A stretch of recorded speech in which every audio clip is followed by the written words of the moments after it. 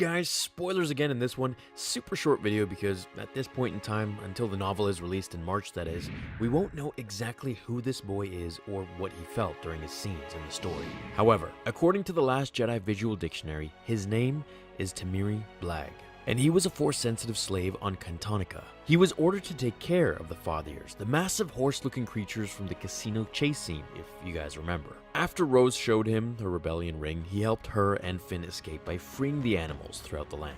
Now let's jump to the end of the film. The boy who was telling the tale of Luke Skywalker standing in front of the First Order all by himself on Crate is then scared off along with the other two when they see Bargwell Tomder, who looked over the stables. Now, fun fact, by the way, Bargwell's face is covered in infected, ingrown nose tendrils, which kind of makes sense why he was so ill-tempered. Anyways, once he scares the children to their duties, we see Blag use the Force to summon the broom outside. It's kind of a hidden scene and hard to see in the dark, as I'm sure many did miss it, but if you look closely, you can see as he reaches out, he actually summons the broom to his hand, where he stops to look up at the starry night sky with his eyes full of dreams for what is to come for his future.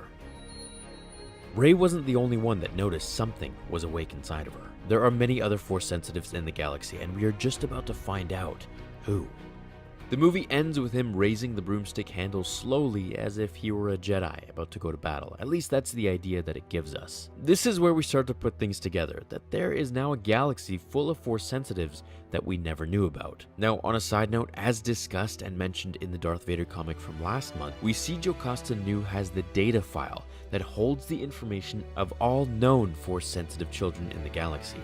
And I'm thinking that it's possible that one or two of them were this boy's parents. Either that, or the Force can now manifest itself in random children. And if I'm not mistaken, it kind of seems like they're all going towards slaves and orphan children. Now, these slave children of Cantonica fell into becoming abandoned by their parents due to losing gamblers. Almost the same type of line Kylo told Rey how her parents were just junkers who sold her for drinking money. Now, of course, as some of you know in my other videos, I find this very hard to believe. Just as Rian Johnson alludes that Kylo merely says that to get Rey to kill her past and join him in ruling the galaxy. I think there is so much more to these new Force-sensitive children that we'll either see in Episode 9 or in the new trilogy of films coming our way, not focused on the Skywalker timeline. I'm also wondering if we'll see him develop new powers in the last installment. I guess we'll have to wait 2 more long years, or just about under that now.